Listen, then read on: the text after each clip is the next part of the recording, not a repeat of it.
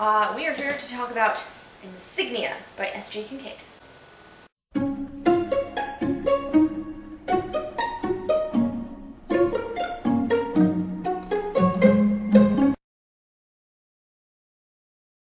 This book was one of the smartest books I've read this year. I find that science fiction doesn't usually translate over into young adult very well, unless it's dystopian or steampunk, and even at that, I feel like the genre doesn't really lend itself to YA. So when I first picked this up, I was a little bit hesitant, but I had a bunch of friends telling me it was really good, so I went ahead and read it.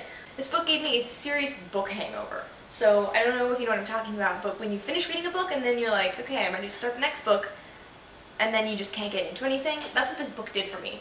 I finished it and I thought, okay, next book, I'm on a roll here. And I picked up the next book to read, and I got about 2 pages in and I thought, I picked up another book, got 2 pages in, Just kept happening because nothing was really holding up to my expectations. So definitely a good read, I suggest it to everybody.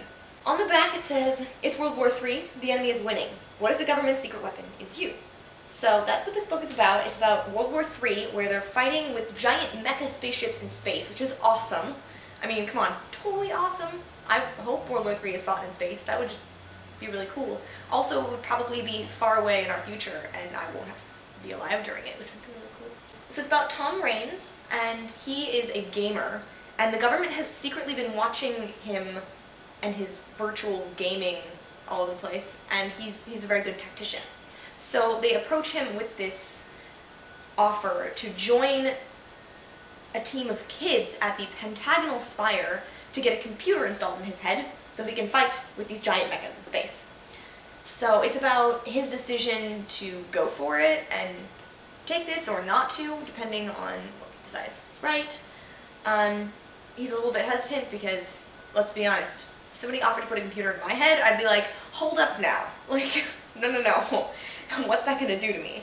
So it's definitely an interesting question to be asked.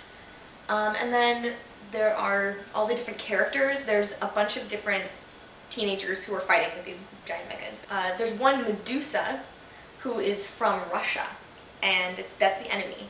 And he ends up having to fight Medusa, and Medusa's this very cool, mysterious character for most of the story. So that's really interesting. And then we have the side characters who are all excellent.